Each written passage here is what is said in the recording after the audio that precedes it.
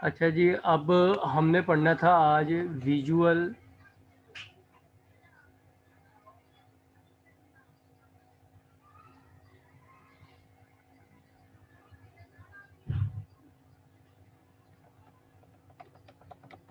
आज हम जो पढ़ने जा रहे हैं वो विजुअल एरिया था। विजुअल एरिया से मतलब मैं आप लोगों को बताता हूँ कि जी at the back of each occipital lobe, जितनी भी यानी कि ऑसिपिटर लोब्स हैं उनकी बैक साइड के पर एक एरिया पाया जाता है जिसे आप कहते हो कि जी ये जिसे कोर्टेक्स के नाम से जाना जाता है और इसको हम विजुअल एरिया कहते हैं। Eight the back of each occipital lobe is an area of the cortex. Occipital lobe की बैक साइड पे एक एरिया होता है जिस कोर्टेक्स का एरिया होता है जिसको हम विजुअल एरिया कहते हैं। जैसे कि फिगर 4.6 में दिखाया गया है कि इसमें ऑप्टिक नर्व फाइबर भी पाए जाते हैं और न्यूरल इसके पाथवेज भी हैं जो कि लीड कर रहे होते हैं हर आँख की तरफ ये जा रहे होते हैं और वहाँ से ये कोर्टेक्स की तरफ जा रहे होते हैं। आपको क्लियरली तौर पे इस चीज़ का नज़र आ रही होगी। ये माइक जिसका ऑन है बंद कर लें। You can clearly You can clearly see that some of the optic fibers from the right eye go to the right cerebral hemisphere। आप वाज़े तौर पे ये देख सकते हैं जो राइट साइड का ऑप्टिक फाइबर है वो राइट आई में से होता हुआ राइट सेरिब्रल हेमिस्फेयर में चला जाता है। इसी तरह कुछ और एरियाज भी होते हैं गुजरने के जिसको हम ऑप्टिक चश्मा भी कहते हैं। इसी तरह and go to the opposite hemisphere, वो ऑपोजिट हेमिस्फेयर में चले जाता है, मुखालफ हेमिस्फेयर में चले जाते हैं। The same arrangement hold true for the left eyes. इसी तरह जो लेफ्ट आइज के लिए भी इसी तरह का निज़ाम जो है वो अल्लाह ताला ने बनाया हुआ है। फाइबर्स जो होते हैं राइट साइड वाले दोनों आँखों के, यानी कि दो हमारे पास आँखें हैं, दोनों आँखों की राइट साइड चलिए। पे जी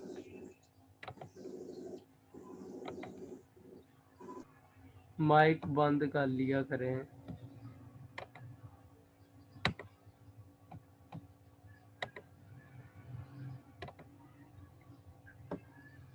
एक तो माशाल्लाह वक्फे वक्फे से आ रहे हैं।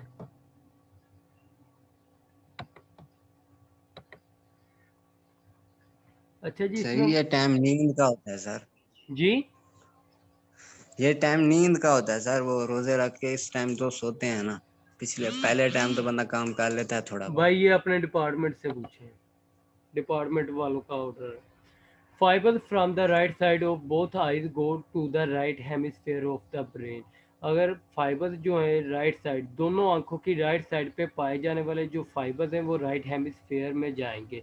जो दोनों आंखों के लेफ्ट साइड पे पाए जाने वाले फाइबर्स हैं वो लेफ्ट हेमिस्फेयर में जाएंगे।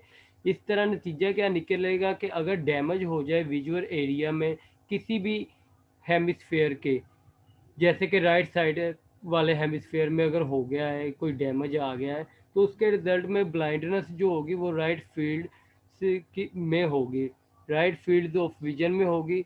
और बोथ आइज, दोनों आंखों की राइट साइड पे, क्योंकि हमने कहा था कि जो फाइबर्स हैं दोनों आंखों की राइट साइड के वो राइट हेमिस्फेयर में जाते हैं। इसी तरह अगर राइट हेमिस्फेयर में डैमेज आ जाएगा तो दोनों आंखों की राइट साइड की ब्लाइंडनेस चली जाएगी, causing a loss of vision. इस तरह जो हमें चीज़ें नज़र आती है वो देखना बंद हो जाएंगी to the left side of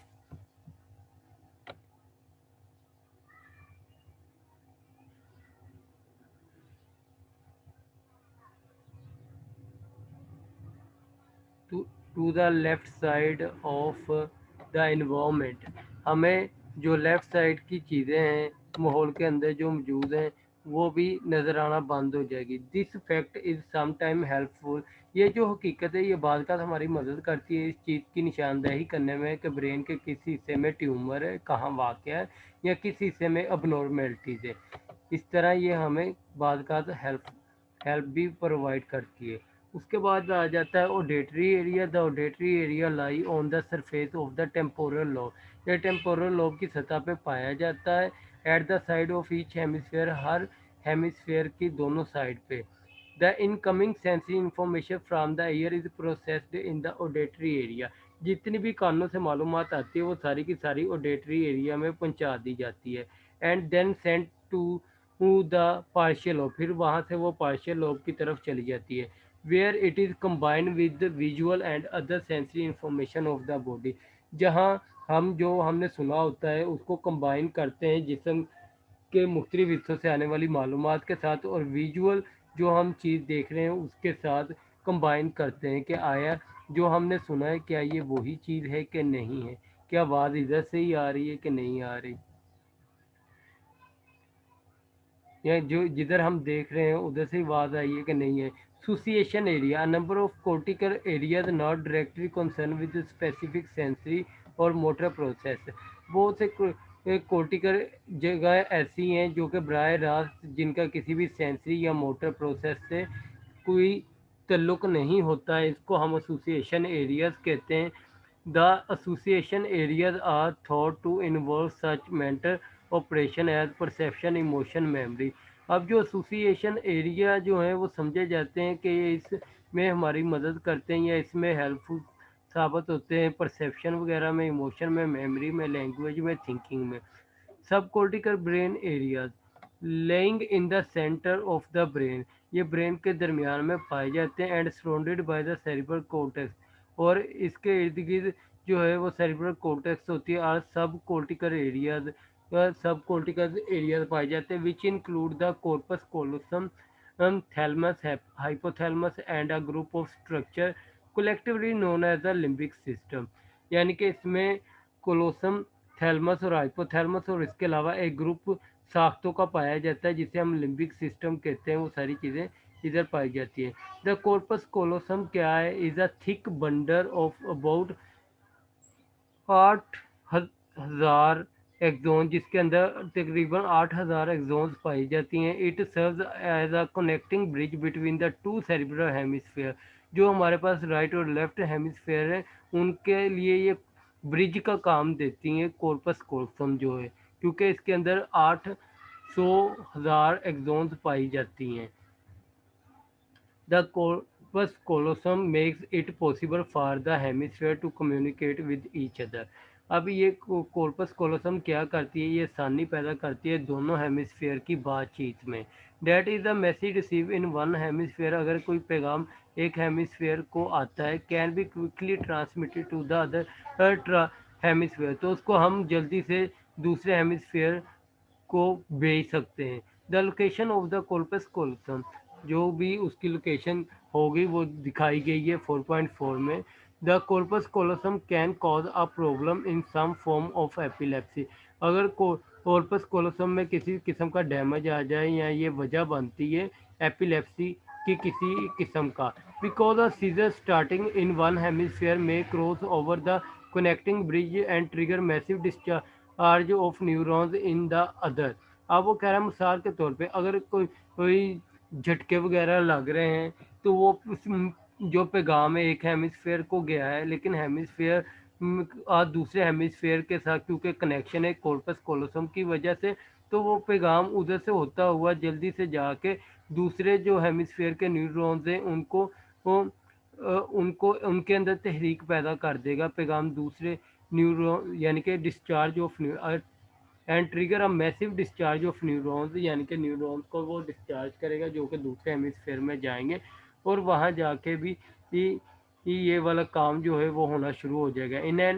in an effort to prevent such generalize seizure, इस तरह के जनरलाइज सीजर से बचने के लिए इन सम सीवियर एपिलेप्टिक, जो बहुत ज़्यादा सीवियर किस्म के एपिलेप्टिक्स होते हैं। ये कौन है, ये कौन था?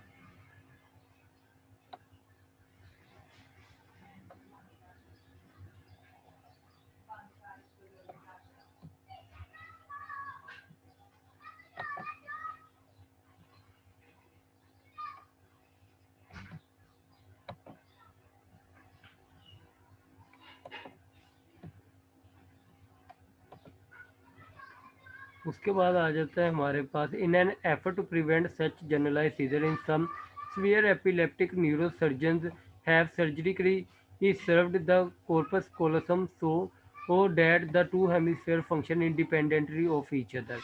अब वो कह रहा है अगर इस तरह के जो हालात अगर बन जाए तो बाद का जो होता है न्यूरोसर्जन वो इस तरह के सीवियर एपिलेप्टिक सीजर से बचने के लिए जो कॉर्पस कोलोसम है जो ब्रिज का काम कर रही है उसको काट देता है, सर्जिकली रिमूव कर देता है ताकि हर हेमिस्फेयर जो है वो अपना आज़ादाना तौर पे काम कर सके, एक दूसरे पे असरअंदाज ना हो या एक दूसरे को पैगाम ना पहुंचा सके। The operation has proved successful for some individual resulting in decreasing in seizure. इस तरह का ऑपरेशन जो है वो बहुत कामयाब हुआ है बहुत से मरीज़ों में जिनमें बहुत ज़्यादा सीवियर किस्म के एपिलेप्टिक सीज़र आ रहे थे, उनमें सीज़र्स की तादाद जो है या सीज़र्स की फ्रीक्वेंसी जो है वो कम हो चुकी है। The split brain patient usually experience fewer less severe epileptic seizure। Split brain जो पेशेंट होते हैं वो तकरीबन बहुत कम या लेस सीवियर एपिलेप्टिक सीजर का सामना करते हैं। फर्दर मोर दे सीम, मजीद इसके अलावा इनमें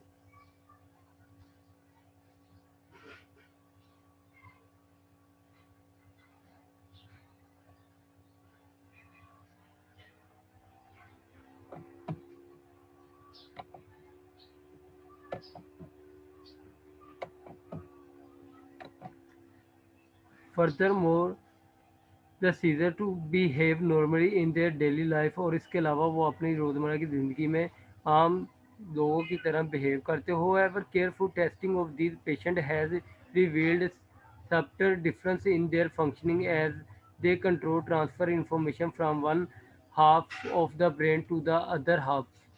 हाँ, यानी कि एक बहुत एहतियात के साथ टेस्ट किया गया जिससे ये बात साबित हुई है कि इनके फंक्शनिंग में थोड़ा सा फ़र्क आ जाता है जब आप हाफ ब्रेन वालों का करते हैं, बजाय इसके कि दोनों जैसे राइट और लेफ़्ट का आपस में कनेक्शन ख़त्म करने से इनके थोड़ा बहुत फ़र्क आ जाता है। नतीजतन क्या होता है, task that requires this sharing of information may be difficult और impossible for them to perform. इस तरह इनके दरमियान जो है मालूमात का तबादला और होना नामुमकिन हो जाता है या मुश्किल हो जाता है, जो भी ये एक कोई काम परफॉर्म करना चाहे। The thalamus is located below the corpus callosum. Corpus callosum के नीचे थैलमस पाई जाती है। It look like two egg, ये दो अंडों की शक्ल में पाई जाती है।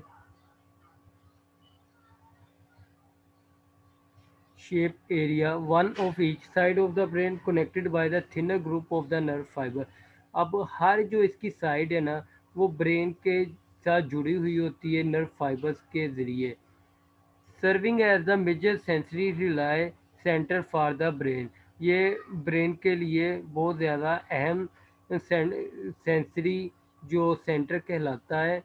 One region of the thalamus directs the incoming information from almost all the sensory receptors to the appropriate cortical areas। अब जो इसके थैलमस का एक हिस्सा जो है वो बराह रास्त जो है वो मालूमात हासिल कर रहा होता है सेंसरी रिसेप्टर से जो कि appropriate cortical areas। The thalamus also transmit information from the primary sensory area of the cerebral cortex।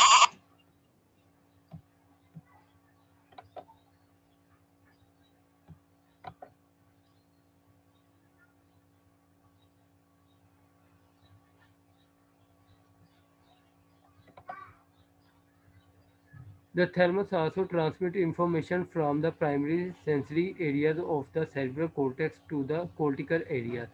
अब थैलमस जो है वो मालूमात को वो भेजता है थैलमस से प्राइमरी सेंसरी एरिया से, यानी कि थैलमस जो है वो जितनी भी मालूमात इकट्ठी हुई होती हैं प्राइमरी सेंसरी एरिया में सेरिब्रल कॉर्टेक्स के, उसको वहाँ से भेजता है कॉर्टिकल एरियाज में, जो दूसरे कॉर्टिकल एरियाज हैं उनमें भेजता है। Another region of the thalamus play an important role, जो थैलमस का दूसरा हिस्सा है वो भी बहुत ज़्यादा अहम किरदार अदा करता है क्योंकि वो हमारी नींद को कंट्रोल करता है और हमें जगाने में हेल्पफुल साबित होता है। डैमेज टू द थैलमस, अगर थैलमस में कोई खराबी आ जाए, इज़ नॉन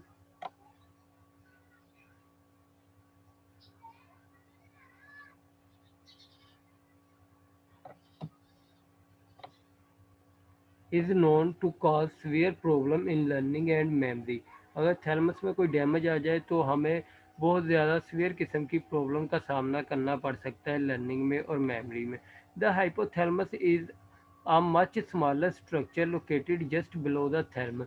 हाइपोथैलेमस जो है वो थैलेमस से नीचे पाया जाता है और ये साइज में छोटा होता है। Centre centres in the hypothalamus control eating, drinking and sexual behaviour. Hypothalamus का जो सेंटर वाला हिस्सा है वो कंट्रोल करता है हमारे खाने पीने को, हमारे को और सेक्सुअल एक्टिविटी को। One of its major function is to maintain of homeostasis. इसका जो एक अहम ज़रूरी काम है कि ये होमोस्टेटिस के बैलेंस को मेंटेन करता है, which is accomplish through the regulating the endocrine activity, जो कि ये मुकम्मल करता है एंडोक्राइन एक्टिविटी को रेगुलेट करके। The hypothalamus also play an important role in emotion. Hypothalamus का हमारे जज्बात में भी बहुत ज़्यादा अहम किरदार समझा जाता है। And in our response to stress producing situation, और वैसे वाक़यात या हालात जिनमें हम स्ट्रेसफुल सिचुएशन होती है उन पे हमारा रिस्पॉन्स कैसा आता है, उसमें भी अहम रोल ये अदा करता है hypothalamus. Mild electrical stimulation of certain area in the hypothalamus produce feeling of pleasure। हल्के सी जो इलेक्ट्रिकल स्टिमुलेशन अगर होती है ये किसी खास हिस्से में हाइपोथैलेमस के, तो हम खुशी महसूस करते हैं। While stimulation of adjacent area, इससे जो जुड़े हुए हिस्सों में अगर स्टिमुलेशन होगी, give rise to unpleasant and painful feeling, तो हमें तकलीफ की और नाखुशगवार एहसास होना शुरू हो जाएगा। Hypothalamus is known as the stress centre. Hypothalamus को स्ट्रेस सेंटर के नाम से भी जाना जाता है। In view of its significant role in mobilising a complex set of physiological process, क्योंकि इसका जो किरदार है ये बहुत ज़्यादा पेचीदा फिजियोलॉजिकल प्रोसेस में, ये इस वजह से, यानी फ़ाइट और फ्लाइट, अगर शेर को देख लिया यहाँ आप भागेंगे या आप मुकाबला करेंगे, इसमें इसका रोल ज़्यादा अहम होता है कि इसने कौन सा लड़ना है या भागना है। To deal with emergency situation, इस तरह के हादसाती सूरत हाल से किस तरह से निपटना है, इसमें इसका बहुत ज़्यादा अहम किरदार समझा जाता है, इसलिए इसको स्ट्रेस सेंटर के नाम से भी जाना जाता है।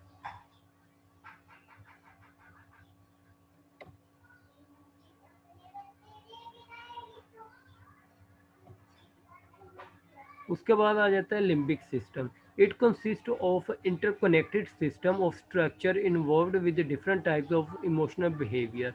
अब इसमें मुख्तलिफ तरह के ये स्ट्रक्चर्स के साथ जुड़ा हुआ होता है लिम्बिक सिस्टम, क्योंकि ये मुख्तलिफ तरह के इमोशनली किरदार को वो जो है वो कंट्रोल कर रहा होता है, ख़ास तौर पे अग्रेशन वगैरह को। The brain structure comprising the limbic system, brain का जो स्ट्रक्चर है ये लिम्बिक सिस्टम पर मुश्तमिल होता है। इसमें हाइपोथैलेमस भी पाया जाता है, हिप्पोकैम्पस भी पाया जाता है, अमेस्ट्रा भी पाया जाता है, सेप्टम भी पाया जाता है, पार्ट्स ऑफ थैलेमस पाए जाते हैं, and parts of frontal and temporal cortical lobes भी पाए जाते हैं। यानी कि ये मुख्तलिफ एरियाज एक लिम्बिक सिस्टम में पाए जाते हैं, क्योंकि मुख्तलिफ तरह के इमोशंस वगैरह को इन्होंने मुख्तलिफ एरियाज ने कंट्रोल किया हुआ होता है।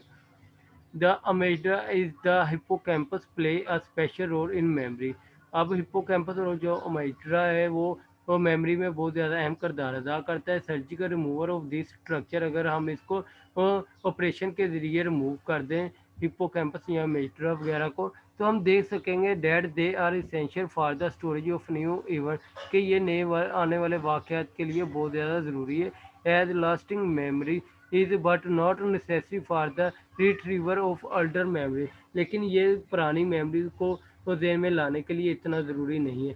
The operated patient can read and perform skills learn earlier in life, तो जिनका ऑपरेशन के ज़रिए या सर्जिकल के ज़रिए लिम्बिक सिस्टम रिमूव कर दिया जाता है, उन पेशेंट से ये पता चला है कि वो जो उन्होंने इब्तदाई ज़िंदगी में ये कुछ स्किल्स सीखी होती हैं, वो उसको पढ़ भी सकते हैं और उसको दोहरा भी सकते हैं, but can't recall event that occurred year, लेकिन उन इवेंट्स को वो रिकॉल नहीं कर सकते जो 1 या 2 साल पहले उन्होंने सीखी हुई होती हैं ऑपरेशन से। बस यहाँ तक ही हमने आज करना था, इसको पढ़ के देख लें, कन्फ्यूजन हो तो पूछना। और इस